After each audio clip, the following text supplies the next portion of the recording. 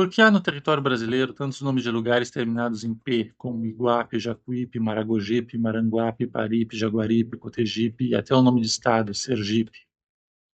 Sabemos que todos esses nomes têm origem na língua tupi.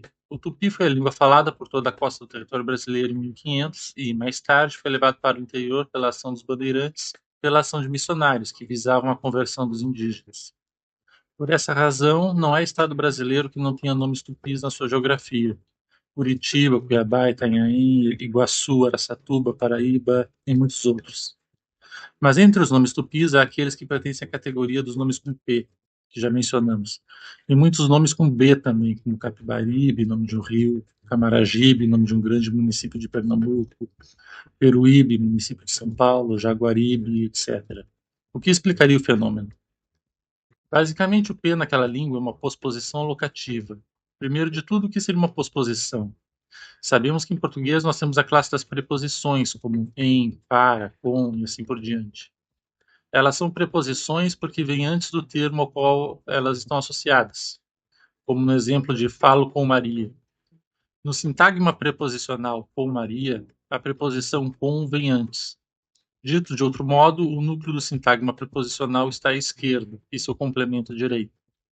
Já na mesma frase em tupi, em Maria super, a preposição, entre aspas, vem depois, sendo por isso a rigor uma posposição.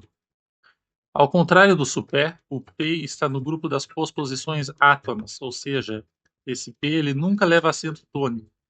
Não pronunciamos Sergipe, Maragogipe, mas Sergipe, Maragogipe. Por isso escrevemos o P junto da palavra, por comodidade mesmo. Em segundo lugar, a posposição é locativa, por se referir a um lugar. Pode significar tanto em como para ou a, no sentido de direção. Assim, em tupi, se pegarmos o nome Heritiba, antigo nome do município de Anchieta, no Espírito Santo, e colocarmos o P, teremos Heritipe, Açor Heritipe, vou a Heritiba, Aicor Heritipe, moro em Heritiba. Então, esse é o significado dos nomes com P na geografia do Brasil. Normalmente, eles nomeavam cursos de água, como rios e córregos, e depois passaram a nomear as aglomerações humanas construídas nas proximidades desses rios. Daí temos Sergipe, que vem de Seri-Jipe, no Rio do Siris, Iguape, de Uape, na enseada do rio, Jacuípe, no Rio do Jacus, Jaguaripe, no Rio das Onças, que em tupi era Jaguara, Jaguara, né? E assim por diante. Portanto, esse é o significado do P. Mas espera, como é que pode um lugar se chamar no Rio das Onças? Faz sentido um rio se chamar Rio das Onças, né, Jaguari, mas como algo pode se chamar no Rio das Onças, Jaguaripe? E aqui que começa a parte principal deste vídeo.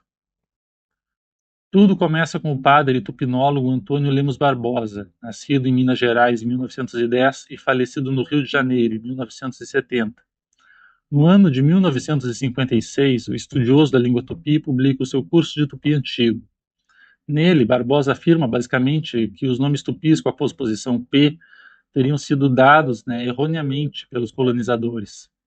Como vimos, o P tinha um sentido bastante amplo, significava tanto em quanto para, no sentido de direção a algum lugar. Por isso, era usado com muita frequência. Então, basicamente, o colonizador ouvia constantemente frases que vimos antes, como Passor Eritipe, vou a Heritiba, ou Aicor Eritipe, estou em Heritiba, e acabou acreditando que esse P fizesse parte da palavra. Para quem estuda o tupi, essa de fato parece ser a explicação mais sensata.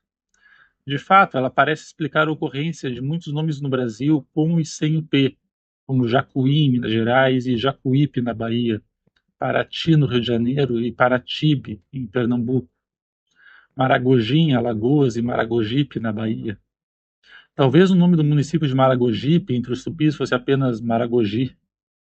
Porém, muitas décadas mais tarde, em 2021, apenas 4 anos atrás, portanto, o filólogo e professor da USP, Eduardo Navarro, publica um artigo em resposta à tese de Barbosa. Basicamente, Navarro defende que os indígenas falantes de tupi já atribuíam nomes com P aos locais, sendo este, portanto, um fenômeno natural daquela língua.